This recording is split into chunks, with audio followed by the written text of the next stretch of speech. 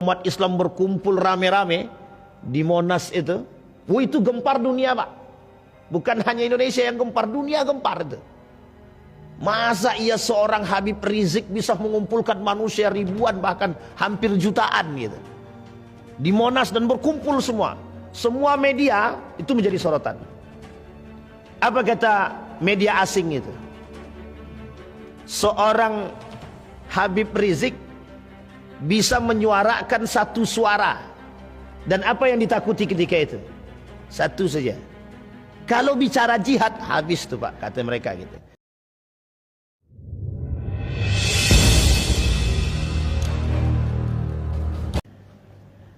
Assalamualaikum warahmatullahi wabarakatuh. Alhamdulillahi rabbil alamin. Alhamdulillahilladzi arsala rasulahu bil huda wa dinil haq liyudhhirahu 'alad dini kullih wa kafa billahi syahida. Ashhadu an la ilaha illallah wahdahu la syarika lahu wa ashhadu anna Muhammadan 'abduhu wa rasuluh la nabiyya ba'd. Allahumma salli wa sallim wa barik ala hadzal nabiyyil karim. Allahumma salli ala Muhammad wa ala ali Muhammad fil alamin innaka Hamidum Majid.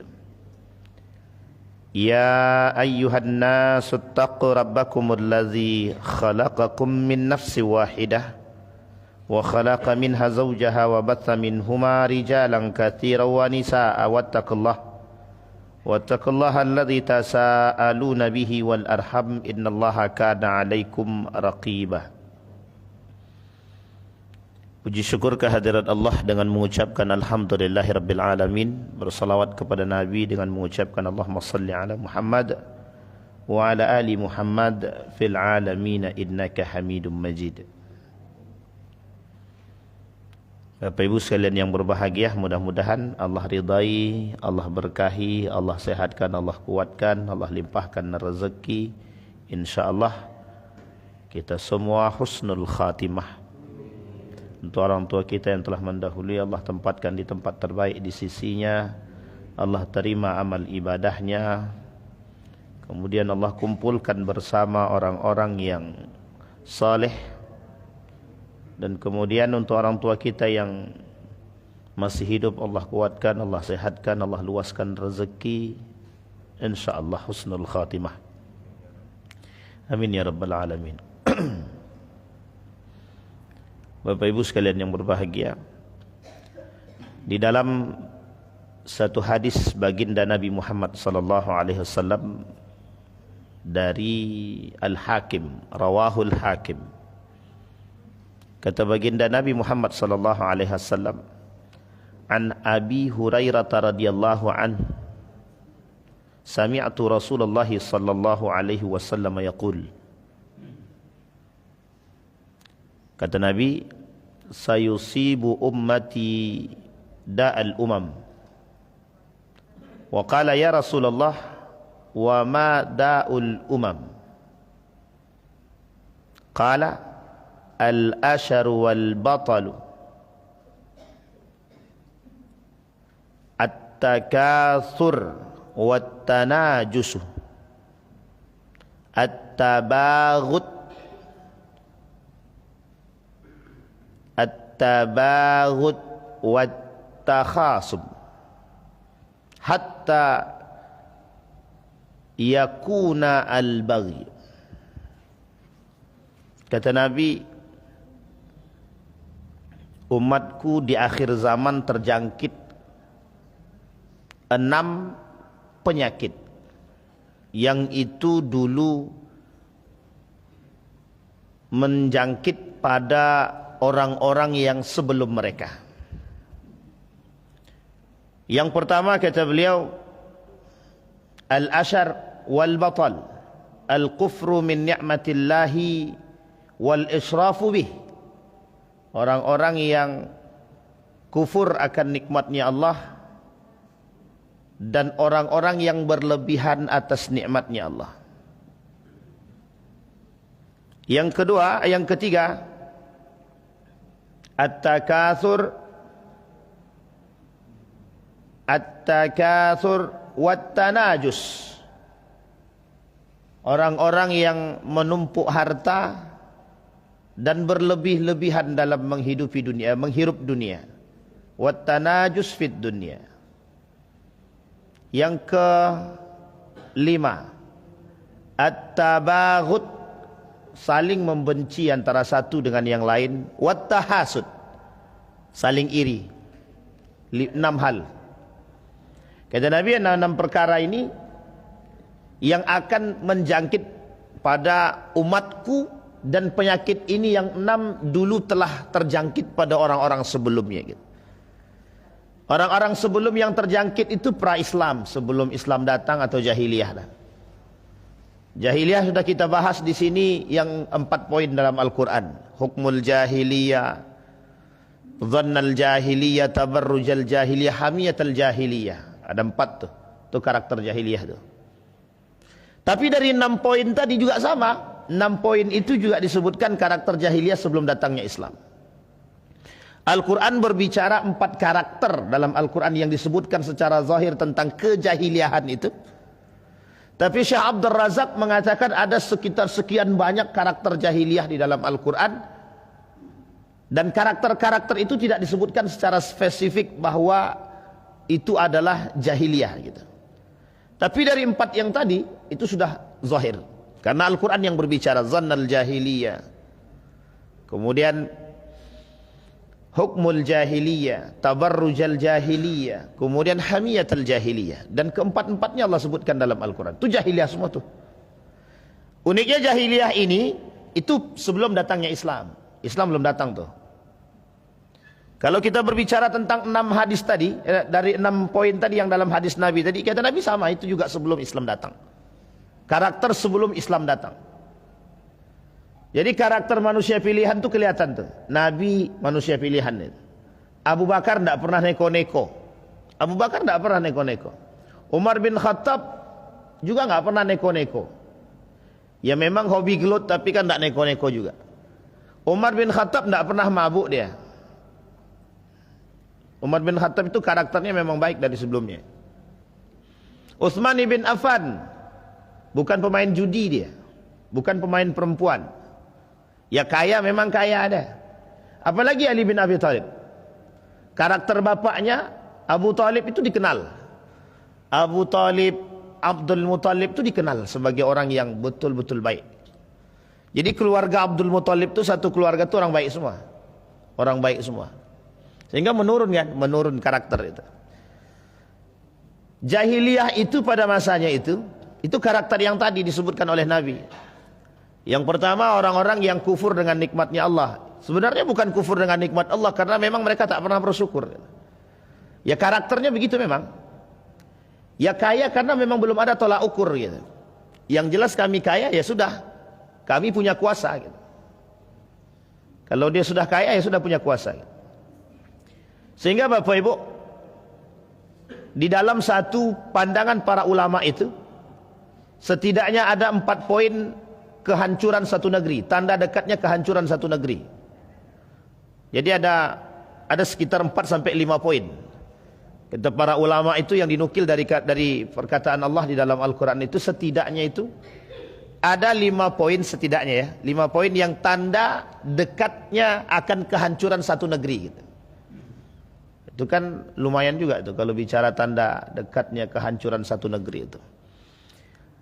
Salah satu di antara 5 poin itu, satu di antaranya ada namanya orang kaya yang durhaka gitu. Nah, kalau bicara orang kaya mesti kaitannya dengan harta kan gitu. Kaitannya dengan harta. Tapi subuh hari ini kita tak berbicara pada aspek itu karena orang sudah paham tuh.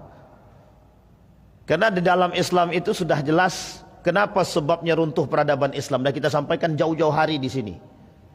Islam itu runtuh dengan berbagai macam aspek. Salah satu di antaranya sebab kata Nabi cinta terhadap dunia kan. Itu sebabnya, sebab yang zahir. Ada faktor internal dan faktor eksternal dan faktor internal. Eksternalnya adalah negara-negara yang memang tak suka dengan Islam. Dan sampai sekarang kita rasakan itu. Orang-orang yang tak suka, negara-negara yang tak suka dengan Islam itu. Dan itu sudah disampaikan Nabi dalam isyarat hadisnya. Negara-negara Islam yang ditundukkan oleh Eropa menjadi jongos mereka, dan itu zahir, jelas. Dan di hadapan mata kita hari ini ada satu video itu sangat tenar sekali sekarang, berseliweran kemana-mana. Video lucu yang dibuat oleh orang Yaman tentang kasus negara-negara yang tunduk terhadap Eropa. Itu salah satu di antaranya ada beberapa negara-negara Islam itu seperti Dubai dan lain sebagainya. Ya tidak bisa kita pungkiri. Ini masa ketika itu disebut dengan sebagai inhitatul Islam, turunnya Islam. Tapi marwah Islam itu tidak pernah redup, marwahnya Islam tidak pernah redup. Sehingga kita perlu memahami, yang harus kita pikirkan sekarang itu bagaimana strategi kemudian untuk membangkitkan peradaban Islam itu sendiri. Itu yang pertama. Yang kedua, kata para ulama, bagaimana model untuk membangkitkan kembali semangat juang para orang-orang muslim dan mukmin ini. Yang ketiga, Islam pernah berada pada posisi kejayaan yang sangat panjang, sehingga orang barat, filsafat, ahli filosof, para filsafat atau orang filosof barat itu tidak mau mengakui masa keemasan Islam, kan begitu. Itu tidak mau mereka mengakui. Nah Bapak Ibu, di dalam proses ini kita kembali merujuk kepada sejarah, bagaimana model kebangkitan Islam itu pada masanya. Kita ambil contoh yang paling fenomenal itu sejarahnya adalah Perang Salib ya, Perang Salib. Perang Salib itu fenomenal sangat Pak, sangat fenomenal sekali, karena memang Salahuddin Al-Ayyubi, manusia yang punya prestasi gemilang saat itu. Maka kata para ulama, kapan nih Islam sekarang itu seperti Islamnya Salahuddin Al-Ayyubi? Kapan nih orang muslim sekarang itu seperti Salahuddin Al-Ayyubi? Nah, sekarang kalau kita rujuk kepada karakter Salahuddin Al-Ayyubi, kita rujukkan karakternya, itu kalau kita tinjau dari hadis yang tadi, itu ke 6 poin itu tidak ada di situ Pak. 6 poin tadi tidak ada yang di hadis Nabi tadi. Al-ashar wal batal, at-takathur wat tanajus, at-tabaghut wat tahasud. Itu menjadi poin Pak. Karena meruntuhkan, melawan musuh yang paling berat itu adalah musuh diri sendiri kan. Musuh paling berat itu ya diri sendiri. Maka kata para ulama itu, kembalinya Salahuddin Al-Ayyubi, kembalinya Salahuddin Al-Ayyubi. Sekarang kita mau lihat sedikit bagaimana model kebangkitan Islam pada masa Salahuddin Al-Ayyubi. Apa yang dilakukan oleh Salahuddin Al-Ayyubi dalam perang salib itu? Betapa besarnya peran Islam. Kalau bahasa lainnya itu sama ketika Nabi berada dalam perang Badar. Sama ketika Nabi dalam perang Badar, Nabi berdoa begini kepada Allah, ya Allah, kalau ini kami kalah atau engkau tidak menangkan kami, niscaya tidak akan ada orang yang menyembah dirimu. Sama Pak, sama ketika itu. Dalam perang itu motivasinya sama. Islam ini tidak akan kembali berkibar jika memang tidak menang. Makanya disebut dengan perang fenomenal. Itu dalam sejarah sangat dicari. Dan fenomenal betul sejarah tentang Salahuddin Al-Ayyubi. Nah, Bapak Ibu sekalian yang berbahagia, sekarang yang ingin kita sampaikan adalah begini. Kita ini Bapak Ibu sudah banyak menghadapi persoalan-persoalan itu. Dan saya sudah sampaikan dari awal sampai sekarang. Manusia munafik, pengkhianat dan lain sebagainya kita sudah sampaikan. Dan ini adalah inhitat dan karakter-karakter umat muslim di akhir zaman yang kita nampak gitu. Sekarang apa strategi yang harus kita bangun untuk kembali menunjukkan, loh ini loh umat muslim. Yang pertama kata para ulama, kita rujuk pada Syekh Al-Malibar dalam kitabnya Irsyadul Ibad. Apa kata beliau? Satu hal yang harus ditumbuhkan dalam diri umat mukmin hari ini, al-jihadu fi sabilillah. Jihad fi sabilillah. Nanti ada muara akhirnya, Pak. Muara akhirnya jelas. Sekarang kita lihat posisi kalimat ini. Al-jihadu fi sabilillah. Kata Dr. Adyan Husaini itu. Adyan Husain, pakar pendidikan Islam. Kata beliau begini. Salah satu yang diharapkan oleh orang-orang Eropa yang harus mereka redupkan dan matikan, kata dia, adalah al-jihadu fi sabilillah. Itu saking mengertinya kaum orientalis terhadap Islam. Saking mengertinya. Karena dalam hadis Nabi ada 3 ibadah yang sangat baik, sangat baik. Birrul walidain, al-jihadu fi sabilillah. Di antara 3 ibadah yang terbaik itu adalah, selain daripada berbakti kepada orang tua, yang terakhir itu ada namanya al-jihadu fi sabilillah. Jihad fi sabilillah. Makanya bahasanya sederhana, Pak. Ketika umat Islam berkumpul rame-rame di Monas itu gempar dunia, Pak. Bukan hanya Indonesia yang gempar, dunia gempar itu. Masa iya seorang Habib Rizik bisa mengumpulkan manusia ribuan, bahkan hampir jutaan gitu, di Monas, dan berkumpul semua. Semua media itu menjadi sorotan. Apa kata media asing itu? Seorang Habib Rizik bisa menyuarakan satu suara. Dan apa yang ditakuti ketika itu? Satu saja. Kalau bicara jihad, habis tuh, Pak, kata mereka gitu. Jadi di bahasa asing itu begitu. Ada ketakutan bahwa umat Islam itu bakal kembali. Kalau bahasa lainnya, rekonstruksi. Membangkit atau merubah kembali pola pikirnya umat muslim dan kembali mau jihad gitu. Karena jihad di sini banyak, Pak. Jihad di sini banyak. Ada jihad yang paling besar di situ itu. Bagaimana kelak kalau seandainya umat muslim ini mau berjihad, dia akan meninggalkan, jika berani dan dia mampu meninggalkan urusan dunia dan kembali kepada akhirat demi kebangkitan Islam, selesai, Pak. Duit itu tak bernilai sepeser pun. Seberapa besar pun duit itu tak akan bernilai di hadapan matanya orang beriman. Sehingga ini yang diredupkan. Sekarang kita lihat dari sejarah Nabi. Islam mulai nampak kan dari zaman Nabi. Dari zaman Nabi sampai runtuhnya Turki Utsmani, semua di situ persoalan jihad. Persoalan jihad. Nabi perang. Perang itu untuk menyebarkan Islam. Dari posisinya sembunyi-sembunyi sampai terang-terangan. Itu semuanya jihad di situ, Pak. Jihad semuanya. Ketika Islam sembunyi-sembunyi, kata Umar bin Khattab, sudah tidak saatnya kita sembunyi-sembunyi. Sekarang terang-terangan. Umar masuk, kata para sahabat, dengan masuknya Umar, Islam kuat. Kata sahabat, Islam kuat. Karena sejalan dengan hadisnya Nabi. Islam ini akan diperkuat salah satu di antara 2 tokoh. Abu Jahal, Umar bin Khattab. Maka masuk ke dalam Islam Umar bin Khattab dalam hadis ini ya. Umar bin Khattab masuk. Setelah Umar masuk, besoknya Umar ketok pintu. Saya Muslim, saya Muslim, saya Muslim. Mulai saat itu Umar bilang sama dari Darul Arqam. Apa kata Umar kepada Nabi? Mulai hari ini kita tidak usah sembunyi-sembunyi. Terang-terangan, Pak. Langsung terang-terangan. Pegang bahu. Semua gandengan tangan. Orang-orang yang kafir Quraisy yang ada di Mekah itu memandangi, Pak, dengan sinis. Dan seolah-olah ingin membunuh. Tapi tak sanggup. Ada ketakutan yang besar.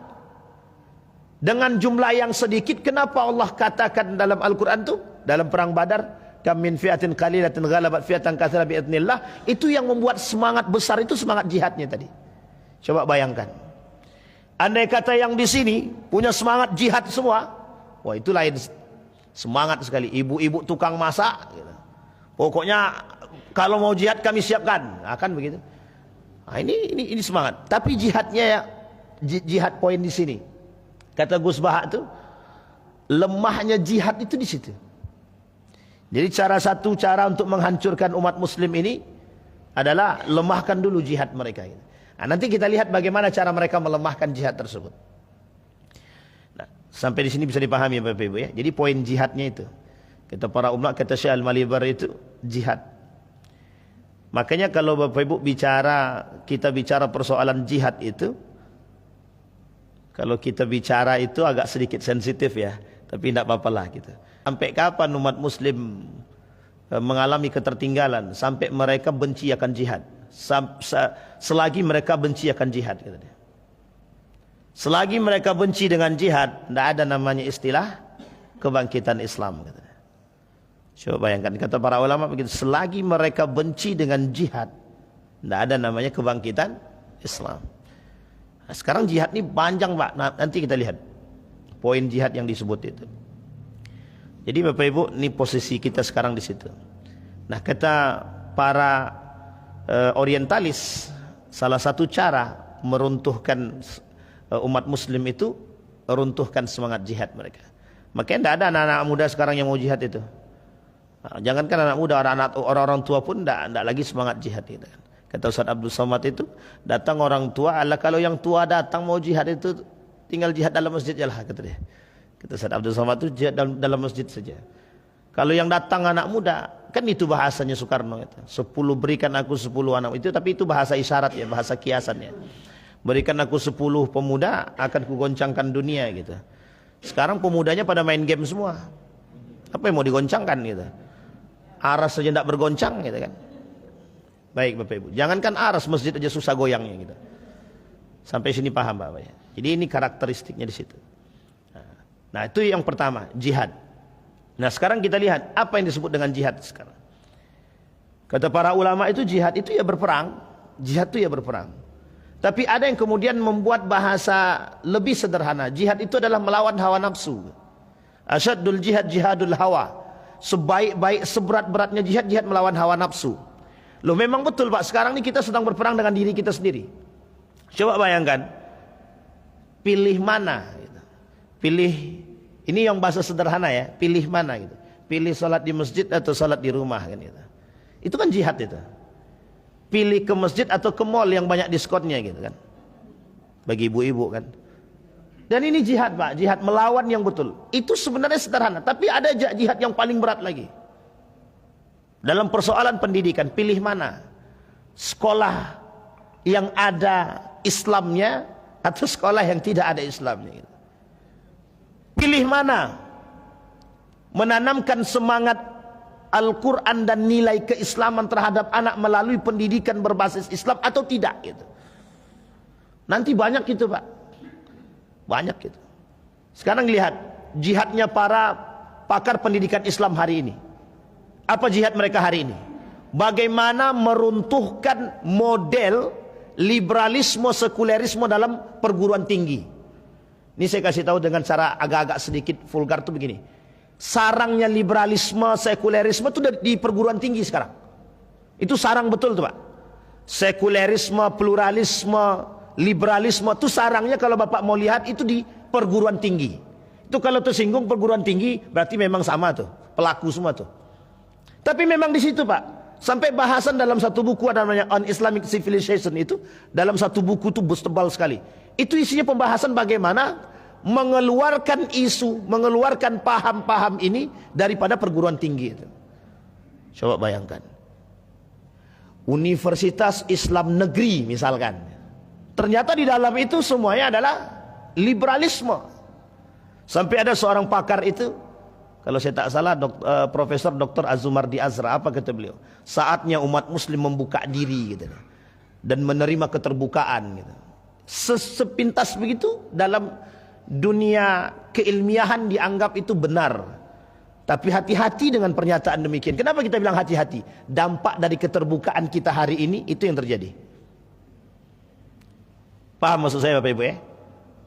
Ini karena Bang Romi pilih judulnya Perang Pemikiran, makanya perangnya pemikiran aja terus, tidak akan ada akhirnya nih. Sampai sini paham Bapak Ibu ya? Jadi keterbukaan.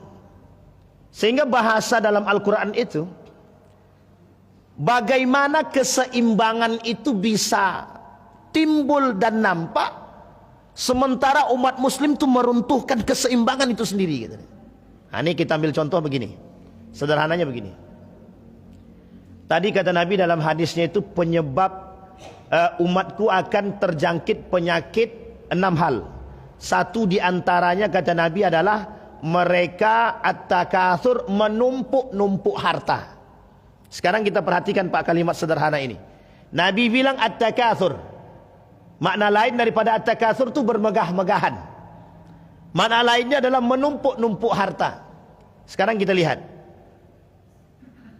Ada orang yang suka menumpuk-numpuk harta, itu dorongannya apa? Ibu tuh dah bilang nafsu dulu. Oke, ada yang lain, Pak? Satu nafsu. Yang kedua, gengsi. Yang ketiga, tenang Bang Endar, tenang, aman. Yang ketiga, FOMO, fear of missing out, ikut-ikutan. Ya sama kayak tadi lah tuh. Tahu ikut-ikutan maksudnya gitu. Wih, si A aja korupsi masa aku ndak gitu. Itu sama tuh bahasa itu. Jadi sekarang itu bahasanya, ini bahasa yang terlambat menurut saya. Naturalisasi korupsi itu terlambat. Tahu Bapak Ibu naturalisasi, normalisasi. Maaf, bukan naturalisasi, normalisasi. Jadi semua kejahatan itu sekarang dinormalisasikan gitu. Normalisasi itu bagaimana? Dimaklumkan maksudnya gitu, dimaklumkan. Kita anggap begini, anggap di dalam Islam itu kan korupsi, maksiat, zina, riba, segala macam ini kan bagian luar daripada inti nilai daripada Islam. Sekarang dinaturalisasikan gitu. Dimasukkan ke dalam Islam seolah-olah ini hal biasa di dalam Islam. Bahasa lainnya normalisasi lah gitu. Kata Anies Baswedan itu, sekarang nih kata dia semua itu dinormalkan. Yang bejat-bejat itu dinormalkan lah gitu. Dinormalkan tuh yang dulunya korupsi itu suatu hal yang sangat menakutkan, biasa aja gitu. Ya sama begitu sekarang gitu. Makanya sekarang kembali kepada poin tadi, menumpuk-numpuk harta. Ada model gengsinya, ada karena nafsu dia, ada karena FOMO-nya gitu, ada karena tekanannya gitu, dan karena ada dorongannya dan lain sebagai aspek atau dampaknya. Pertanyaannya adalah, dalam model seperti ini, betulkah Islam mendorong orang untuk menjadi kaya dengan cara dengan alasan seperti itu? Sekarang saya tanya, betul tidak Islam mendorong umat muslim untuk kaya dengan cara, mohon maaf, karena gengsi, karena ingin dipandang orang, karena ingin dilihat orang, karena ingin mendapatkan kemuliaan, karena tekanan? Betulkah Islam mendorong umat muslim untuk kaya karena aspek ini? Tidak sama sekali tidak.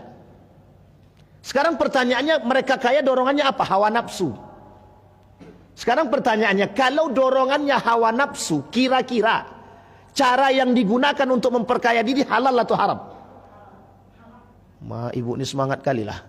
Haram ibu pokoknya ibu harus suara tuh bu. Haram Pak. Dorongan, cara yang dilakukan pasti yang haram. Karena memang mohon maaf, salah satu cara yang bisa dilakukan untuk menumpuk harta, ya dengan cara yang haram. Sekarang saya tanya, gaji PNS berapa? Nggak usahlah PNS Pak. Apa namanya itu? Sebelum PNS itu apa namanya? Honorer. Tenaga kerja honorer tahun 2023 di Pekanbaru masih ada yang dapat 800.000 per bulan. Kerja dari jam 8, jam 7 sampai jam 4. Gajinya 800.000. Sekarang saya tanya, sudah masuknya dengan sogok, dapatnya cuma 800.000. Kita tidak dalam keadaan menjelekkan yang lain, na'udzubillah, bukan. Tapi kita ingin melihat perbandingan sesuatu hal. Sesuatu yang dihasilkan dengan cara yang haram mesti akan mendapatkan yang, mohon maaf Pak, mohon maaf. Sekarang kita lihat Pak, kondisi itu. 800.000 itu bisa menghidupkan siapa? Anggap dia belum punya anak dan istri. Apa yang terjadi? Kalau dia belum punya anak dan istri, 800.000 cukup. di Pekanbaru. Anggaplah cukup, anggap cukup gitu. Kalaupun dia makan di tempat warung yang sangat sederhana betul, yang mungkin nasi telurnya 5.000 lah. Nasi telur 5.000, karena di Yogyakarta masih ada nasi telur 5.000 kan itu. Tapi kalau 800.000 nih tinggal di Tembilahan untuk seorang diri bisa. Karena masih ada nasi telur itu yang di bawah 5.000. Baik, kita lihat sekarang. Paling banter Pak hidupnya 600.000 sampai 700.000 sebulan. Untuk makan saja. 100.000 untuk apa? Belum pulsanya dan lain sebagainya. Sekarang dia akan lakukan untuk menumpuk. Bagaimana caranya? Sekarang ada tenaga honorer dengan gaji 800.000 punya mobil. Ini logika berpikir Pak. Jadi mohon maaf. Apa yang akan kita? Jangan suuzon. Kita tidak suuzon Pak. Yang kita bahas adalah bagaimana ada orang menumpuk harta dengan cara yang haram. Sekarang jihadnya dia di situ Pak. Mau ndak tangan nih, mohon maaf Pak, ini betulan cerita.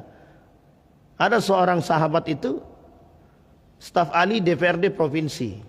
Saya tak sebutkan provinsi mana ya. Tapi dia staf ahli provinsi gitu. Disuruh membuat proposal, kalau dia berhasil membuat proposal dia akan dapat uang minimal 40 juta dikasih. Coba bayangkan. Itu kalau dia tidak jihad dengan diri dia sendiri, oh itu mudah saja menghasilkan duit itu Pak. Kalau satu kelompok aja minta satu, kalau 5 kelompok kali aja 5 kali 4, 200 juta Pak. Mudah cari duit itu atau susah? Beberapa hari yang lalu datang seorang bertanya tentang fikih muamalah. Dia bilang begini, Ustaz, ada perbankan menawarkan uang 100 miliar kepada kami Ustaz, tapi dengan model riba kata dia. Kira-kira bagaimana, kami terima atau tidak untuk perusahaan kami, modal perusahaan kami gitu. Saya bilang dengan kontan-kontan saja.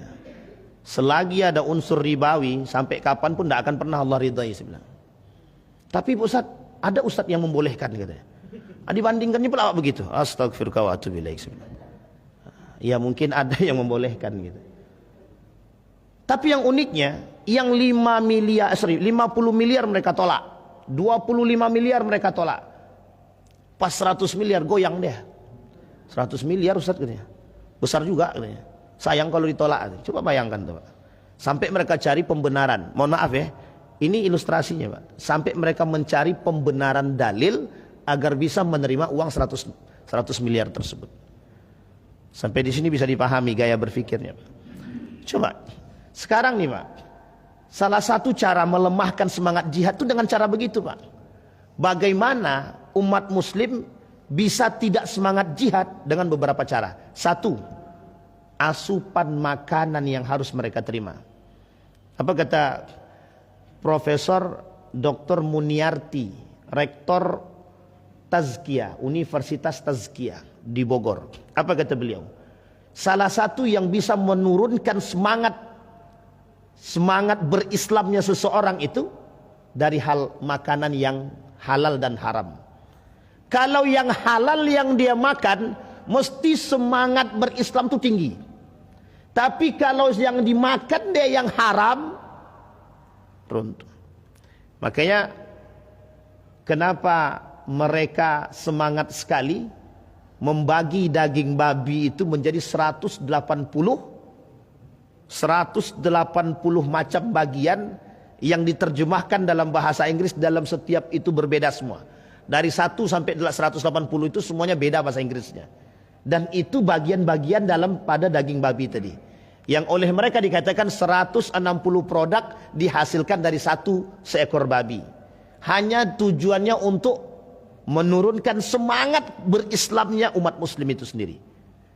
Cara menghancurkan kita dengan cara hal demikian. Kuaci misalkan, tapi saya tak sebut merek ya. Kuaci misalkan, ada yang bercampur dengan minyak babi, ya kan? Vaksin bercampur dengan entah minyak babi, entah daging babi, tidak tahulah kan. Dan lain sebagainya Pak. Sampai kita sulit mencari makanan. Betul-betul semangat kita di akhir jihad kita di akhir zaman ini berat Pak. Makanan kita harus cari mana yang sehat, mana yang baik gitu. Kita betul-betul jihad Pak. Karena di situ kita diredupkan dengan gaya begitu Pak. Mau ndak mau, itu satu. Yang pertama tadi cara meredupkannya adalah bagaimana makanan yang kita makan ini halal atau haram. Sekarang kelihatan umat muslim pilih mana, halal atau haram? Halal, Ustaz. Sekarang di antara halal itu ada lagi yang baik atau yang kurang baik. Starbucks itu halal tak? Halal. Coca-Cola halal apa tidak? Halal. Ajinomoto halal apa tidak? Halal. Halal semua tuh Pak. Ada merek halalnya, ada label halalnya itu Pak. Sekarang pertanyaannya baik apa tidak? Kan gitu. Nah, itu pandai-pandai Bapak Ibu lah. Sampai sini paham Bapak Ibu ya. Dulu pernah terjadi normalisasi babi. Tahu maksudnya normalisasi babi? Diangkat gaya berpikir begini, apa yang membuat babi itu haram? Cacing pita, bersihkan cacing pitanya, jadi halal babinya katanya gitu. Coba bayangkan Pak, sama dengan minuman khamar. Minuman khamar itu apa yang diharamkan oleh Allah? Memabukkan. Berarti kalau kami minum sedikit tidak mabuk, berarti kami tidak haram katanya. Sekarang saya tanya, mabuk minum khamar? Saya pernah diskusi dengan salah seorang mahasiswa, tapi mahasiswa ini pakar di bidang ahli baca kitab. Saya tanya, apa hukumnya minum khamar itu? Mabuk. Mabuk itu haram. Sekarang pertanyaannya apa ilatnya, apa masalahnya? Masalahnya pada mabuknya. Berarti kalau dia minum sedikit tidak mabuk bagaimana? Halal apa haram? Ya haram juga Ustaz, tapi dia nggak mabuk katanya. Iya juga ya katanya. Ragu langsung mahasiswanya Pak. Itu yang dibuat mereka gaya berpikirnya kaum orientalis liberal itu begitu caranya. Sekarang pertanyaannya, mabuk enggak kalau minum sedikit? Enggak mabuk Ustaz. Berarti kalau enggak mabuk haram enggak? Kalau ilatnya adalah keharaman. Tapi keharaman khamar dan judi itu mutlak Pak. Haramnya itu ain dan secara zat juga sudah diharamkan. Jadi mau sedikit kayak mau banyak kayak mau judinya cuman jongkok kayak segala macam haram tetap itu Pak. Sampai sini paham Pak ya? Tapi kan kita dibawa berpikir begitu gitu.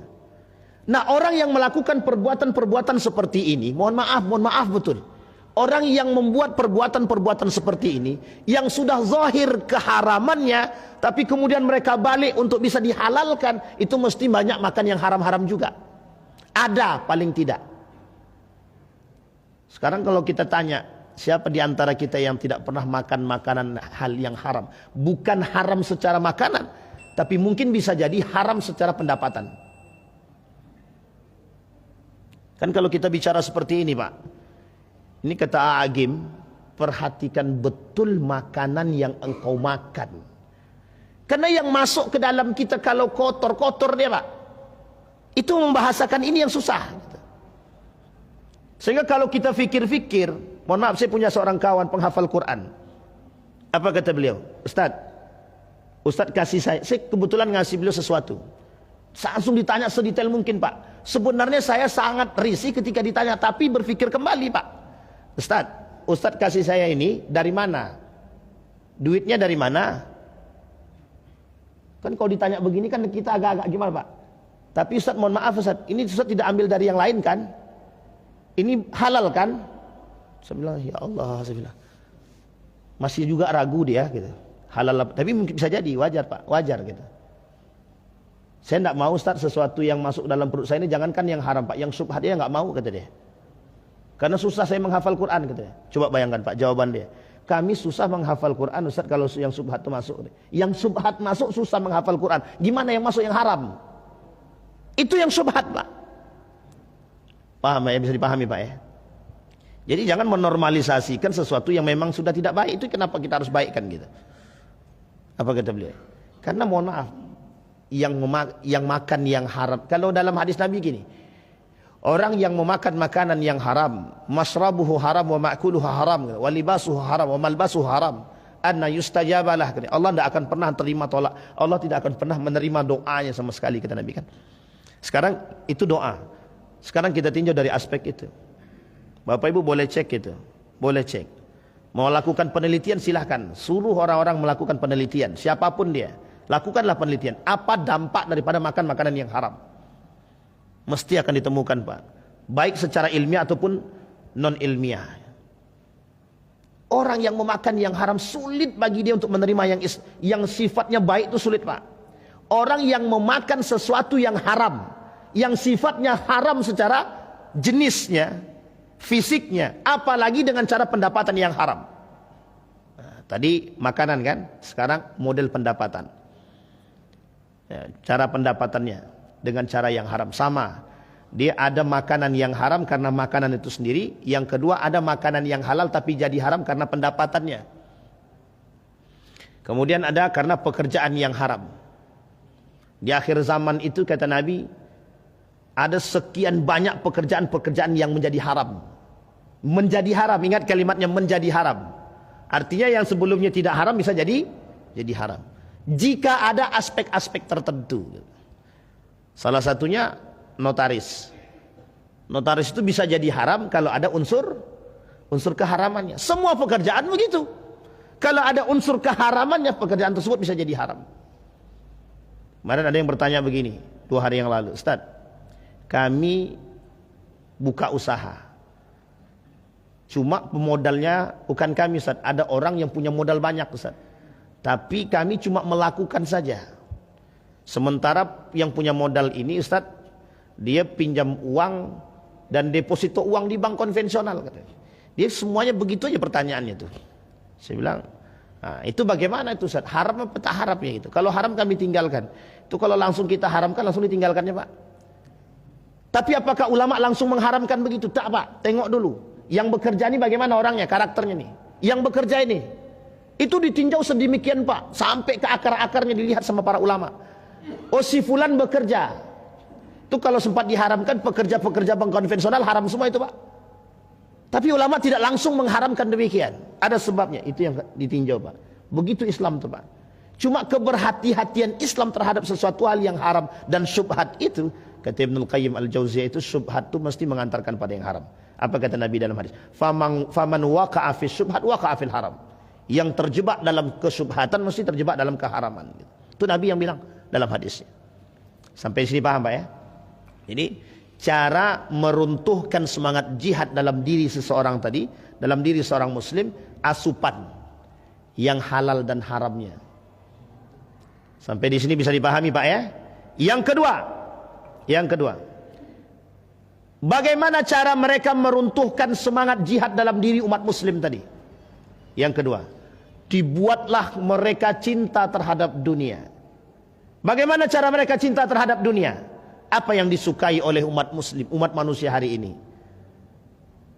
Ini poinnya. Andalusia pernah kita ceritakan di sini sebab dengan musik misalkan. Dengan musik saja bisa meruntuhkan semangat. Kenapa Ustaz Adi Hidayat bilang memang posisi musik ini ikhtilaf di tengah para ulama, katanya. Tapi yang dikhawatirkan para ulama itu adalah, yang dikhawatirkan oleh para anbiya nabi itu adalah, yang dikhawatirkan, yang disebutkan dalam Al-Quran itu adalah melalaikan. Kalau kita bahasakan melalaikan, mohon maaf, Pak.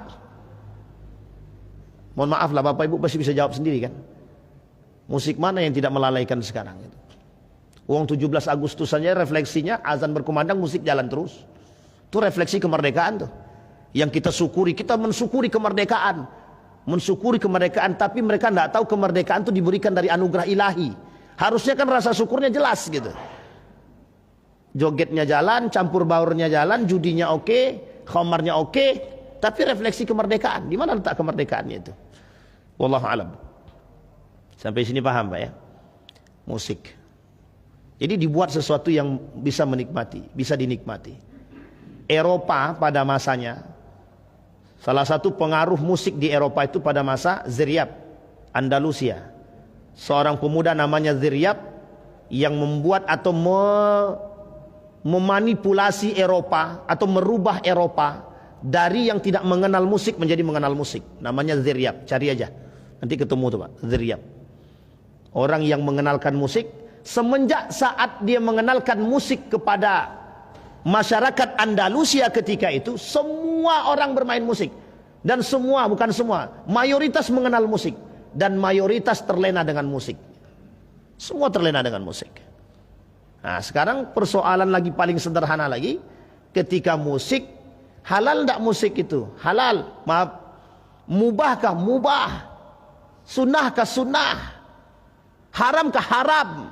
Ini bukan persoalan musik itu. Jangan biarkan hukum tentang musik ini membuat atau menggeser pola pikir kita untuk jauh dari agama. Ya memang dasar kita tidak suka sholat, jangan jadikan musik itu sebagai alasan. Maaf, jangan jadikan hukum musik itu sebagai alasan. Uang hukum musik mubah kok. Tapi Anda lalai dengan sholat loh. Jadi hukum musik tadi yang melalaikan kita daripada agama, daripada nilai, daripada sholat, jadi haram Pak. Jadi haram. Bukan hanya musik, semuanya Pak. Sampai sekarang ada seorang ulama mengatakan dengan spontannya, dia katakan, dengan resmi dia katakan, hiburan itu halal, kata dia. Hiburan itu mubah, kata dia.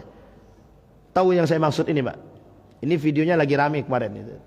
Ada salah seorang ulama di sana, di Timur Tengah itu, ketika ada kasus sorotan yang besar terhadap negara mereka, langsung dia buat satu video, apa kata dia, hiburan itu mubah, boleh. Dengan cara apapun dia hiburan, boleh. Tapi di situ tidak ditambahkan Pak, kalau bercampur laki-laki perempuan, kalau ada minuman khamar bisa dibolehkan atau tidak. Tidak disampaikan Pak. Karena keharaman sesuatu itu disebabkan karena dampak dan ada unsur yang diharamkan itu. Nah sekarang begitu Pak, dibuatlah. Jadi sekarang ini seolah-olah hukum itu dijadikan pegangan karena mereka artinya mencari pembenaran di balik kemaksiatan yang dia lakukan. Na'udzubillah tsumma na'udzubillah. Memang musik itu ada yang menghukumi mubah. Tapi jangan jadikan kemubahan musik itu untuk kita bermaksiat kepada Allah. Kita jadikan alasan bahwa hukumnya itu mubah gitu. Memang kita pelaku maksiat. Sampai sini paham Pak ya? Ini gaya berfikirnya barat begitu. Cara merutuhkan Islam. Itu dua. Yang cinta terhadap dunia. Sekarang kalau kita berfikir, mohon maaf, hampir tidak ada yang tidak cinta terhadap dunia. Siapapun mereka. Pak, penyakit ini tidak kenal siapapun. Mau ustadz dia, mau ulama dia, mau manusia biasa dia. Bahkan ada yang lebih aman Pak. Kadang manusia biasa lebih aman daripada yang luar biasa. Paham maksud saya? Kadang orang yang tidak mengerti agama lebih aman, lebih terhindar dari penyakit ini ketimbang orang yang mengerti agama. Uniknya orang yang mengerti agama kadang-kadang menjadikan alasan agama, oh ini kan mubah, tidak apa-apa. Nah, kita ambil istilah gitu ya, istilahnya begitu. Oh minum khamar tidak apa-apa, yang penting 0, sekian kok. Orang nggak memabukkan kan biasa gitu. Sehingga kita harus berhadapan dengan orang-orang seperti ini. Yang ketiga, yang melemahkan semangat jihad itu, umat muslim bertikai dengan umat muslim itu sendiri. Umat muslim bertikai dengan umat muslim itu sendiri. Apa kata Syekh Ramadan Al-Buti dalam bukunya? Manil mas'ul an takhallufil muslimin an takhallufil muslimin. Kata dia, siapa yang bertanggung jawab atas runtuhnya, terkebelakangnya atau rusaknya moral umat muslim hari ini? Kata Syekh Ramadan Al-Buti, seorang ulama yang dibom. Apa kata beliau? Siapa yang bertanggung jawab atas keterbelakangan umat muslim hari ini? Siapa yang bertanggung jawab atas runtuhnya peradaban Islam ini? Siapa yang bertanggung jawab atas rusaknya moral umat muslim hari ini? Siapa yang bisa jawab Pak? Siapa yang bertanggung jawab? Islam kah? Nabi kah? Allah kah? Orang tua kah? Atau siapakah? Atau pendidikan kah? Kita jawab. Yang bisa menjawab ini diri kita masing-masing. Kata beliau, siapa yang merusak, yang bisa bertanggung jawab atas rusaknya moral kita? Siapa yang bisa menjawab? Siapa yang bertanggung jawab atas jauhnya umat mukmin hari ini dari semangat jihad? Ini baru jihad aja nih, belum yang lain. Sampai sini paham ya? Baik. Jadi posisi kita, jihad ini sengaja semangat jihad ini sengaja diredupkan dalam diri umat mukmin itu sendiri. Makanya mohon maaf, kenapa ketika Habib Rizik itu membuat satu skema, saya tidak dalam sedang memuji ya, tidak dalam sedang memuji, kita mengambil permisalan saja. Dan betapa banyak orang yang mulai menggerogoti sedikit demi sedikit untuk merusak itu. Karena jangan sampai umat muslim itu bersatu. Dan itu sudah menjadi bahasan penting dalam orientalis. Kami pokoknya harus merusak umat muslim. Itu hukumnya wajib. Nah, gitulah bahasanya, Pak.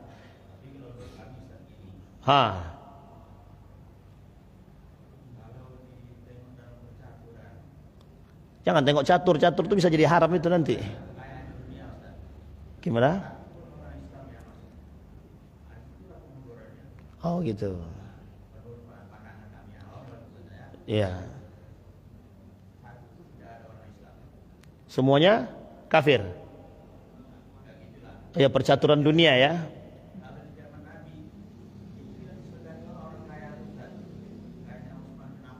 Ya, Abdurrahman bin Auf, Abu Bakar ya. Baik. Sama-sama Pak, bagus Pak. Alhamdulillah. Betul Pak. Sekarang sebenarnya banyak orang-orang muslim yang perhatiin itu banyak. Sekarang nih, mohon maaf Bapak Ibu jangan tersinggung ya. Umat muslim hari ini banyak yang punya misi yang sama dengan kita. Banyak. Cuma untuk disatukan itu, ini yang menjadi problem kita hari ini. Misal. Ini saya kasih contoh ya, Tapi jangan dibawa kemana-mana. Misal, Bapak Ibu ikut kabilahnya Muhammadiyah misalnya. Yang lain ikut kabilahnya Persis misalnya. Yang lain ikut kabilahnya A gitu. Jadi yang menjadi persoalan kita sekarang ini setiap kabilah ini punya keinginan untuk menjunjung tinggi nilai Islam. Semua sama. Izzahnya sama. Pokoknya kami li'i'la'i kalimatillah. Semua sama. Sekarang kan sudah ada nih. Gimana caranya menemukan ini dalam satu ruangan. Yang kemudian dalam satu ruangan ini yang sudah ada kelompok ini, yang sama misinya ini, kemudian menebarkan itu kepada yang lain sehingga bisa menggandeng yang lain. Sebenarnya kita cuma butuh itu, sesederhana itu sebenarnya. Cuma ada cumanya. Kenapa kok susah kali? Itu poinnya Pak. Sampai di sini paham Pak ya? Sekarang saya sampaikan lagi. Mengapa tidak bisa kita menyatukan umat muslim satu persepsi? Itu kata beliau tadi dalam buku itu. Asbabul mutafarriqin, sebab terpecahnya umat muslim kata beliau. Wal mukhtalifin, al-ikhtilaf. Terpecahnya umat muslim itu ada banyak dampaknya, ada banyak sebabnya Pak. Satu di antara sebab tersebut kita ambil faktornya eksternal bukan internal. Dia ada faktor eksternal dan internal. Kita ambil faktor eksternal. Sampai kapanpun mereka tak akan senang kalau kita bersatu. Tak akan. Sampai sini paham ya Pak ya? Nah maka di sini Pak poinnya. Artinya yang saya ingin katakan kepada kita, Islam ini itu kalau kita tinjau dari sisi kebangkitannya, itu sebentar lagi Islam ini bangkit Pak. Kita ambil contoh. Kenapa saya bilang Islam ini akan bangkit? Karena sudah janjinya Allah kan. Sudah janjinya Allah akan kebangkitan Islam. Sudah janjinya Allah atas kemenangan atas Palestina. Sudah janjinya Allah kemenangan atas umat muslim hari ini. Itu sudah janjinya Allah. Kenapa kita katakan sudah janjinya Allah? Kita lihat Pak karakternya Pak. Pada masa baginda Nabi, Islam mulai berjaya. Berjayanya Islam karena persatuan. Persatuan Pak. Umar bin Khattab bilang yuk rame-rame, gandengan Pak. Dari pertama kali Islam mulai terang-terangan sampai mereka diusir pindah ke Madinah, semua bergandengan tangan. Semua bergandengan.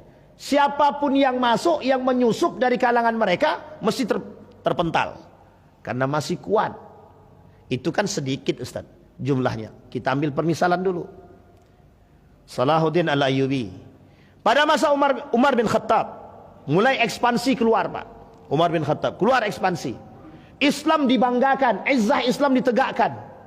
Semangat orang-orang berislam ketika itu jelas. Sampai sini paham Pak ya? Tidak ada yang tidak Pak. Sampai Umar bin Khattab mengatakan semuanya punya. Kalau kalian berperang, pokoknya mati syahid. Sekarang kita nih kurang ya. menyampaikan kalimat mati syahid itu bagi penjihad itu? Orang ada takut mati semua, gimana? Tapi adakah cara yang lain yang bisa kita angkat? Ada cara yang lain. Ada Pak. Peradaban, ingat Pak, satu hal yang harus kita pahami.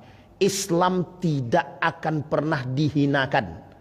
Karena Islam yang punya bukan kita. Yang punya Islam ini Allah. Islam pasti akan bangkit dan dijaga. Umat muslim yang menjaga marwahnya Islam, dia yang akan membangkitkan kembali Islam itu. Mohon maaf, kenapa rakyat Palestina kokoh dengan itu? Itu tujuan mereka Pak. Kami mulia dengan Islam. Sekarang pertanyaannya, umat muslim bangga nggak jadi muslim? Itu aja. Ini poin terakhir sebenarnya. Kenapa Erdogan berani mengatakan identitas kita sebagai seorang muslim? Tidak bisa dilepaskan Pak, politik identitasnya Turki tidak bisa lepas Pak. Apa kata masyarakatnya? Kami sudah capek dengan gaya seperti ini. Akhirnya Fatullah Gulen dengan Erdogan dalam partai pemudanya membangkitkan semangat politik identitas agama. Nah, sekarang pertanyaannya, politik identitas agama itu yang diruntuhkan? Pokoknya kita diruntuhkan dengan cara itu. Apapun caranya harus diruntuhkan. Nah sekarang yang harus kita lakukan apa? Umat muslim itu sendiri. Kemana Anda bermuara? Bagaimana caranya? Mulai dari rumah Anda masing-masing. Kata Agim penting Pak. Mohon maaf, kata-kata Agim ini dari dulu sampai sekarang sejalan tuh Pak. Kenapa saya bilang sejalan? Perlu adanya pendidikan agama di rumah khusus bagi kita. Tapi skalanya yang besar kita butuhkan Ustaz. Betul, kita butuh skala besar sekarang. Bagaimana peran para ulama dan umara hari ini? Ada caranya? Ada. Perbaiki dulu sistemnya. Nah ini masalahnya Pak, sistem ini. Itu yang dikatakan beliau tadi. Bagaimana kita bisa memperbaiki sistem sementara kita tidak di dalam Pak? Ini poinnya Pak. Sekarang yang kita rubah, sebelum itu yang harus kita rubah pola pikir masyarakatnya Pak. Kalau masyarakatnya masih menerima dan masih memilih orang-orang yang mohon maaf pelaku maksiatnya gimana? Sehingga mohon maaf Pak, kita sekarang ini berpikir begini, adalah malas saya jadi anggota dewan, nanti duduk jadi penjahat juga katanya. Ya kalau frame seperti ini kita bangun, ya yang ngisi para penjahat semua Pak. Yang ngisi para penjahat semua. Makanya dilawan. Yazid bin Muawiyah kan sudah berkali-kali kita sampaikan Pak. Yazid bin Muawiyah terkenal kezalimannya, mohon maaf, terkenal kefasikatnya. Diperang Pak oleh Abdullah. Diperangi oleh Ibnu Zubair. Kenapa diperangi? Apa jawaban mereka? Kezaliman harus dilawan. Nah, sekarang frame kita adalah bagaimana merubah pola pikir masyarakat ini agar bisa berperang melawan kezaliman. Ustaz, kami cari makan dari situ. Gimana kami mau memerangi kezaliman? Itu masalahnya Pak. Sampai sini paham ya Bapak Ibu ya. Baik, sekarang pertanyaannya kita kembalikan. Apakah perkataan Nabi itu terbukti hari ini? Al-ashar wal batal, al-kufru min ni'matillahi wal israfu billah, wal israfu bih. Terbukti tidak perkataan Nabi orang hari ini kufur dengan nikmat Allah, orang yang berlebihan dengan nikmat Allah? Terbukti tidak hari ini orang-orang menumpukkan harta, orang-orang berlebihan dengan dunia, orang-orang yang saling membenci dan saling melakukan iri hati? Penyakit ini Pak yang tertanam dalam diri kita sekarang. Bagaimana caranya membersihkan penyakit ini dari diri kita dulu? Ini yang penting Pak. Yang kedua yang harus kita lakukan selain daripada jihad, merubah kembali sistem pendidikan kita. Nah, ini Pak mohon maaf, ini kita sampaikan rekomendasi. Adyan Husaini, Hamid Fahmi Zarkasi, Adnin Armas sudah dan lain-lain sudah merekomendasikan model pendidikan khususnya untuk pendidikan agama di sekolah-sekolah. Agar apa? Untuk merubah sistem pendidikan. Justru yang merekomendasikan ini, ya model pendidikannya nggak dipakai. Kenapa? Ya karena kita nggak punya posisi. Nah, jadi berarti kompleks penyakit kita ini serta optimisme. Jangan pesimis, tapi kita wajib optimis. Makanya kata yang dikatakan oleh guru saya tadi, kata beliau, coba mulai dari diri kita sendiri. Mesti akan ada perjuangan itu, kata Dr. Mustafa Umar itu, perjuangan itu tidak harus dinilai dalam waktu dekat. Anda berbuat hari ini, jangan berharap 10 tahun yang akan datang Anda petik, jangan. Berharaplah, tapi kalau bisa 10 tahun bisa kita petik itu lebih baik. Tapi maksud beliau, itu jihad tuh di situ, Pak. Berbuat hari ini, dan jangan pernah berharap bahwa itu akan datang secepat mungkin, tapi teruslah berbuat karena kelak mesti akan terjawab. Itu dia, Pak, kata beliau. Jadi Ridwan, kata dia sama saya waktu itu nasihatnya, berbuatlah sekarang. Mungkin baru bisa dijawab oleh Allah hasil perbuatan kita nih yang baik ini, mungkin pada generasi kita setelah kita, bisa jadi generasi setelahnya, kata beliau. Artinya jangan pernah berhenti berbuat. Nah, itu yang sekarang harus kita tanamkan dalam diri kita. Kita sekarang merubah pola pikir kita untuk yang baik, terus yang baik. Jangan pernah berpikir bahwa apa yang kita buat ini tidak ada hasilnya. Nah, sikap inilah yang sekarang ini ada dalam diri umat muslim. Seolah-olah kita merasa capek dengan apa yang kita buat daripada yang baik. Nah, inilah yang terjadi. Udahlah capek, toh umat muslim juga segitu-gitu aja, begitu-begitu aja. Itu yang terjadi, Pak. Mohon maaf.